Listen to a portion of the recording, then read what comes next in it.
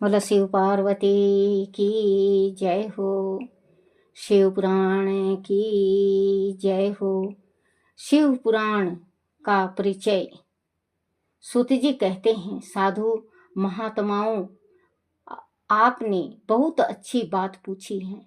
आपका यह प्रश्न तीनों लोकों का हित करने वाला है। मैं गुरुदेव व्यास का स्मरण करके आप लोगों के स्नेहवश इस विषय का वर्णन करूंगा। आप आदर पूर्वक सुने। सबसे उत्तम जो शिव पुराण है वह वेदांत का सार सर्वस्व है तथा वक्ता और श्रोता का समस्त पाप राशियों से उद्धार करने वाला है। इतना ही नहीं, वह परलोक में परमार्थ वस्तु को देने वाला है। कलम सराशियों का विनाश करने वाला है। उसमें भगवान शिव के उत्तम यश का वर्णन है। ब्राह्मणों, धर्म, अर्थ, काम और मोक्ष, इन चारों पुरुषार्थों को देने वाला वह पुराण सदा ही अपने प्रभाव की दृष्टि से वृद्धि या विस्तार को प्राप्त हो रहा है। विप्रवर उस सर्व उत्तम शिव पुराण के मध्ययन मात्र से वह कलयुग के पाप शक्त जीव श्रेष्ठतम गति को प्राप्त हो जाएंगे। कलयुग के महान उत्पात तभी तक जागृत में निर्भय होकर विचारेंगे जब तक वह शिव पुराण का उदय नहीं होगा। इस वेद के तुल्य माना गया है। इस वेद कल्प पुराण का सबसे पहले भगवान शिव ही प्रयाण किया था। विगेश्वर संहिता। बच्चों, जैसे कहीं पे भी शिव पुराण होता हो, कहीं पे भी कोई भी कहता हो, आप शिव पुराण जरूर सुनना, क्योंकि कलयुग का जो पाप नाशक है वो शिव पुराण और भागवत हैं। मैं भागवत भी सुनाती हूँ, अभी भागवत बंद कर रखा मैंने। भागवत भी सुनाती हूँ, पढ़ती हूँ, और शिव पुराण भी पढ़ती हूँ। पहले भी शिव पुराण पढ़ी थी तो मैंने बीच में बंद कर दिया था। तो आप बच्चों, जैसे कहीं पे भी हो, आप जरूर जाके सुनो। शिव पुराण ऐसी चीज है जो कहते हैं कि सजीवनी, जीवन दायिनी, पाप नाशनी, मोक्ष देने वाली। आप जरूर सुनो। इस वेद के तुलना माना गया है। इस वेद कल्प पुराण का सबसे पहले भगवान शिव ने ही प्रयाण किया था। विगेश्वर संहिता, रुद्र संहिता, विनायक संहिता, उमा संहिता, मातु संहिता, एकादश रुद्र संहिता, कैलाश संहिता, सत्य रुद्र संहिता, कोटि रुद्र संहिता, सहस्त्र कोटि रुद्र संहिता, वायवी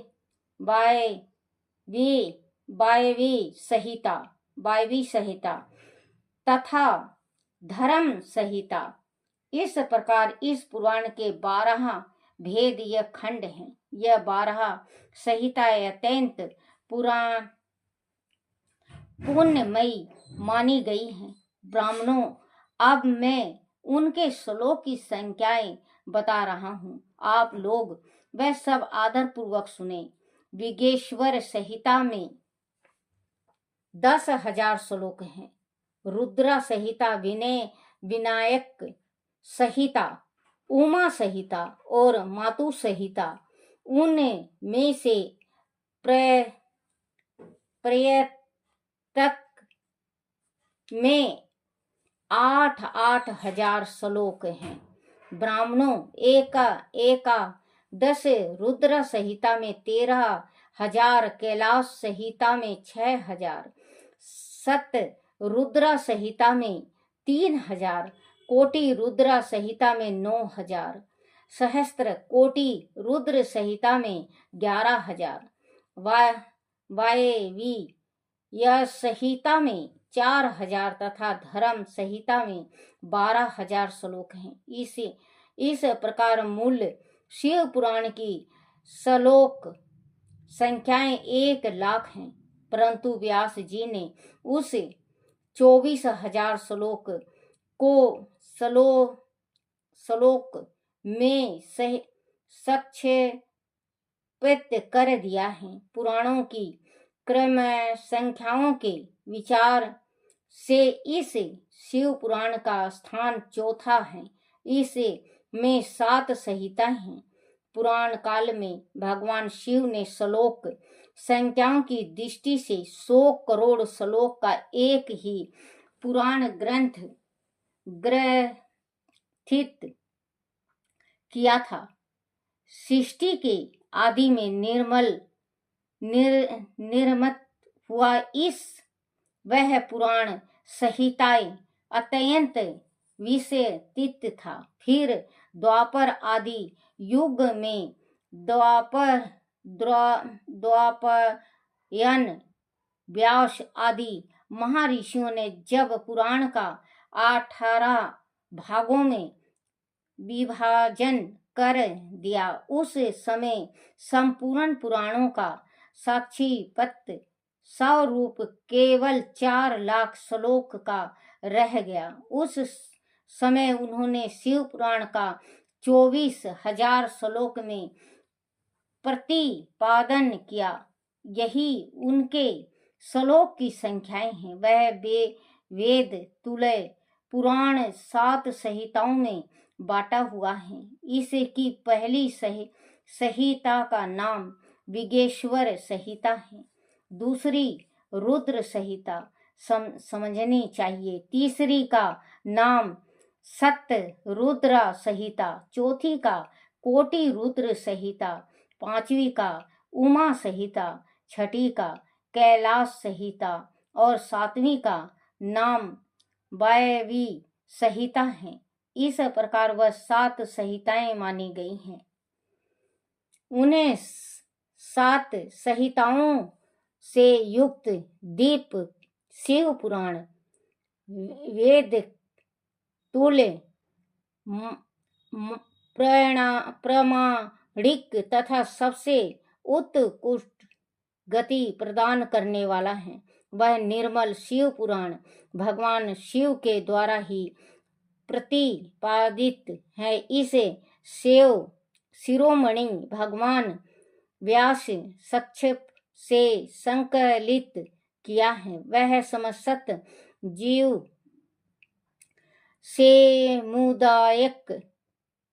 समुदाय के लिए उपकारक त्रिविध तपों का नाश करने वाला, तुलना रहित एवं सत्पुरुषों को कल्याण प्रदान करने वाला है। इसमें वेदांत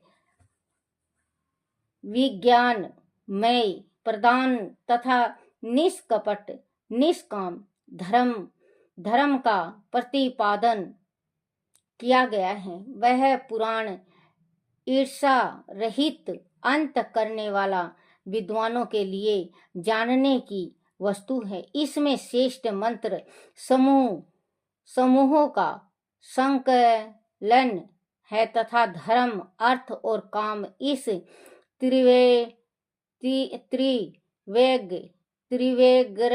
की प्राप्ति के साधक का भी वर्णन है। यह उत्तम शिव पुराण समस्त पुराणों में श्रेष्ठ है। वेदांत में वेग रूप से विलासित परम वस्तु परमात्मा का इसमें गान किया गया है। जो बड़े आदर से इसे पढ़ता है और सुनता है, वह भगवान शिव का प्रिय होकर परम गति को प्राप्त कर लेता है। बोलो शिव पार्वती की जय हो। ओम नमः शिवाय, ओम नमः शिवाय, ओम नमः शिवाय बाबा, ओम नमः शिवाय, ओम नमः शिवाय शंभु, ओम नमः शिवाय, ओम नमः शिवाय शंकर, ओम नमः शिवाय, ओम नमः शिवाय, ओम नमः शिवाय, ओम नमः शिवाय बाबा, ओम नमः शिवाय। बोलो शिव पार्वती की जय हो। साधे साधन आदि का विचार तथा श्रवण कीर्तन और मनन, इन तीनों साधनों की श्रेष्ठता का प्रतिपादन व्यास जी करते हैं। सुत जी का यह वचन सुनकर वह सब महर्षि बोले, अब आप हमें वेदांत सार सर्व स्वरूप अद्भुत शिव पुराण की कथा सुनाइए। सुत जी ने कहा, आप सब महर्षि गण रोग शोक से रहित कल्याणमय भगवान शिव का स्मरण करके पुराण प्रवर शिव पुराण की जो वेद के सार तत्वों से प्रकट हुए हैं कथा सुनिए।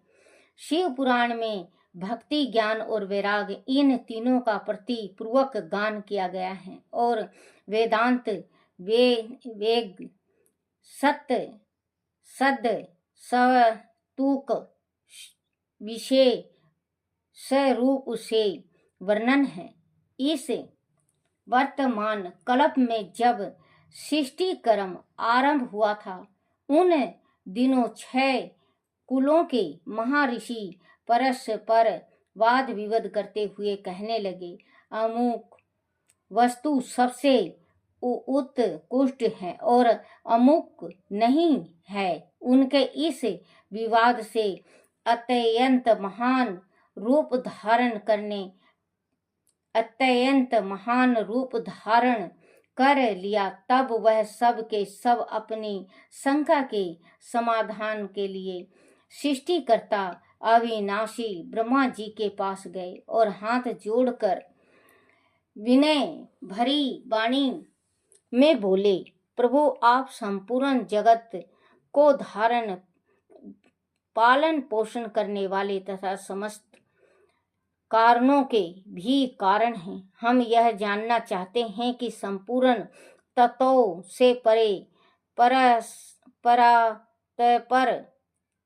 पुराण पुरुष कौन है। ब्रह्मा जी ने कहा, जहाँ से मन सहिता वाणी उन्हें ना पाकर लौट आती है तथा जिनसे ब्रह्मा विष्णु रुद्र और इंद्र आदि से युक्त वह संपूर्ण जगत समस्त भूतों यम इंद्रियों के साथ पहले प्रकट हुआ है, वही यह देव महादेव सर्वज्ञान यम संपूर्ण जगत के स्वामी हैं। यही सब उत्कृष्ट हैं। भांति से ही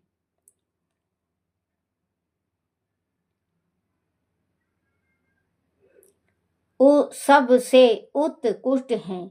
भक्ति से ही इनका साक्षात्कार होता है। दूसरे किसी उपाय से कहीं उनका दर्शन नहीं होता। रुद्र हरि हर तथा अन्य देवेश्वर सदा उत्तम भक्ति भाव से उनका दर्शन करना चाहते हैं। भगवान शिव में भक्ति होने से मनुष्य संसार बंधन से मुक्त हो जाता है। देवता के कृपा प्रसाद से उत्तम भक्ति होती है और भक्ति से देवता का कृपा प्रसाद प्राप्त होता है। ठीक उसी तरह जैसे वह अंकुर से बीज और बीज से अंकुर पैदा होता है। इसीलिए तुम सब महर्षि भगवान शंकर का कृपा प्रसाद प्राप्त करने के लिए भूतल पर जाकर वहां सहस्त्रों वर्ष तक चालू रहने वाले एक विशाल यज्ञ का आयोजन करो। इन यज्ञपति भगवान शिव की ही कृपा से वेदोक्त विद्या के सारभूत संध्या साधन का ज्ञान होता है। शिव पद की प्राप्ति ही संध्या है, उनकी सेवा ही साधन है तथा उनके प्रसाद से जो नित्य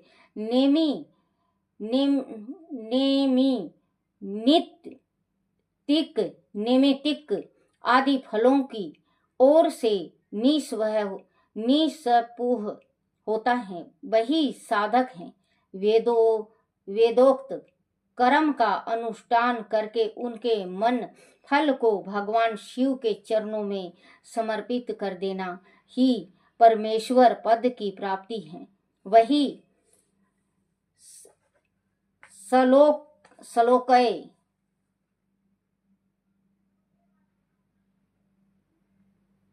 आदि के कर्मश प्राप्त होने वाली मुक्ति है। उन पुरुषों की भक्ति के अनुसार उन सबको उत्कृष्ट फल की प्राप्ति होती है। उस भक्ति के साधन अनेक प्रकार के हैं, जिनका साक्षात महेश्वर ने ही प्रतिपादन किया है। उन में से सारभूत साधन को संक्षेपित करके मैं बता रहा हूँ। कान से भगवान के नाम गुण और लीलाओं का श्रवण, वाणी द्वारा उनका कीर्तन तथा मन के द्वारा उनका मनन। बच्चों, जैसे कि कान के द्वारा भगवान का, जैसे कि मैं पढ़ के डालती हूँ, आप सुनते हो, ये कान के द्वारा होता है। जैसे बता रहा हूँ, कान के साधक साक्षित करके मैं बता रहा हूँ। कान से भगवान के नाम गुण का और लीलाओं का श्रवण, वाणी द्वारा उनका कीर्तन तथा मन के द्वारा उनका मनन, इन तीनों को महान साधन कहा गया है। तत्परायण की महेश्वर का श्रवण, कीर्तन और मनन करना चाहिए। यह श्रुति का व्याख्या हम सबके लिए प्रमाणभूत है। इस साधन से संपूर्ण मनोरथ की सिद्धि में लगे हुए आप लोग परम संध्या को प्राप्त हो। लोग प्रत्यक्ष वस्तु को आंख से देखकर उसमें प्रवृत्ति होते हैं, परंतु जिस वस्तु का कहीं भी प्रत्यक्ष दर्शन नहीं होता, उसे श्रवण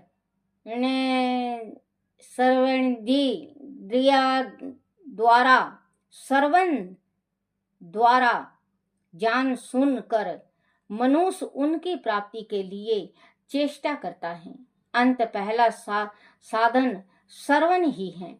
उनके द्वारा गुरु के मुख से तत्वों को सुनकर श्रेष्ठ बुद्धि वाला विद्वान पुरुष अन्य साधन, कीर्तन एवं मनन की सिद्धि करे। क्रमश मनन प्रयत्न इस साधक की अच्छी तरह साधना कर लेने पर उसके द्वारा सलोकय आदि के क्रम से धीरे धीरे भगवान शिव का संयोग प्राप्त होता है। पहले सारे अंग के रोग नष्ट हो जाते हैं, फिर सब प्रकार का लौकिक आनंद भी विलीन हो जाता है। भगवान शंकर की पूजा उनके नामों के जप तथा उनके गुण रूप विलास और नामों का युक्ति परायण चित्त के द्वारा जो निरंतर परिशोधन यह चित्त चिंतन होता है, उसी को मनन कहा गया है। वह महेश्वर की कृपा दृष्टि से उपलब्ध होता है। उस समय श्रेष्ठ साधनों में प्रधान यश प्रमुख कहा गया है। सुत जी कहते हैं, मुनीश्वर इस साधन का महत्व बताने के प्रसंग में मैं आप लोगों के लिए एक प्राचीन वृत्तांत का वर्णन कहूँगा, उसे ध्यान देकर आप सुने। पहले की बात है, पराशर मुनि के पुत्र मेरे गुरु व्यास देव जी सरस्वती नदी के सुंदर तट पर तपस्या कर रहे थे। एक दिन सूर्य तुल्य तेजस्वी विमान से यात्रा करते हुए भगवान सनत कुमार आकाश मात वहां जा पहुंचे। उन्होंने मेरे गुरु को वहां देखा। वह ध्यान में मगन थे।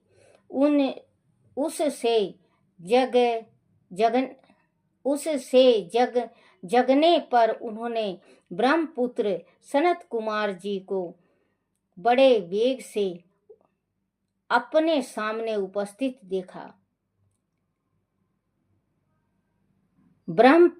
ब्रह्मपुत्र सनत कुमार जी को अपने सामने उपस्थित देखा। देखकर वह बड़े वेग से उठे और उनके चरणों में प्रणाम करके मुनि ने उन्हें अर्घ्य दिया और देवताओं के बैठने योग आसन भी अर्पित किया। तब प्रसन्न हुए भगवान सनत कुमार विनती भाव से खड़े हुए व्यास जी से गंभीर वाणी से बोले, मुनि तुम सत्य वस्तु का चिंतन करो। वह सत्य पदार्थ भगवान शिव ही हैं, जो तुम्हें साक्षात्कार विषय होंगे। भगवान शंकर का स्मरण कीर्तन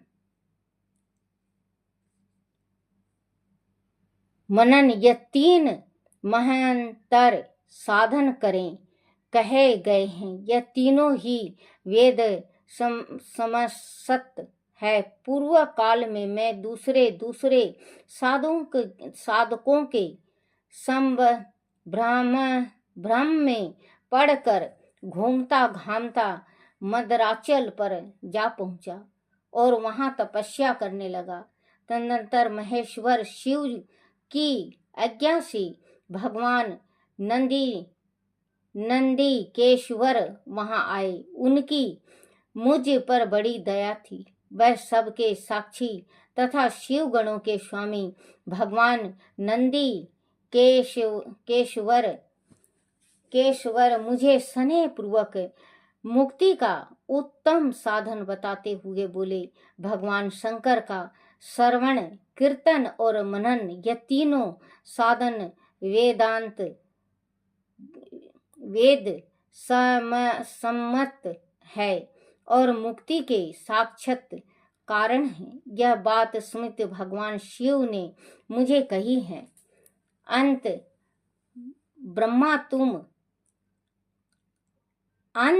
ब्राह्मण तुम श्रवण दी तीनों साधनों का ही अनुष्ठान करो। व्यास जी से बारंबार ऐसा कहकर अनुगामियों सहिता ब्रह्मपुत्र सनत कुमार परम सुंदर ब्रह्म धाम को चले गए। इस प्रकार पूर्व काल के इस उत्तम वृत्तांत का मैंने संक्षेप से वर्णन किया है। ऋषि बोले, सुत जी, श्रवण दी 3 साधकों को अपनी मुक्ति का उपाय बताता है, किंतु जो श्रवण आदि तीनों साधनों में असमर्थ हो वह मनुष्य किस उपाय का अवलंबन करके मुक्त हो सकता है? किस साधन भूत कर्म के द्वारा बिना यतन के ही मोक्ष मिल सकता है। बोलो शिव पार्वती की जय हो। ओम नमः शिवाय, ओम नमः शिवाय, ओम नमः शिवाय बाबा, ओम नमः शिवाय, ओम नमः शिवाय भोले, ओम नमः शिवाय, ओम नमः शिवाय शंभु, ओम नमः शिवाय, ओम नमः शिवाय भोले, ओम नमः शिवाय।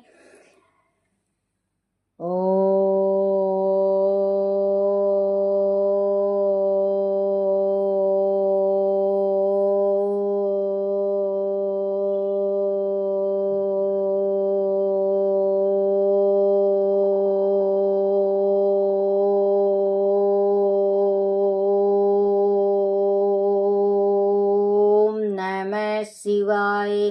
बोलो शिव पार्वती की जय हो।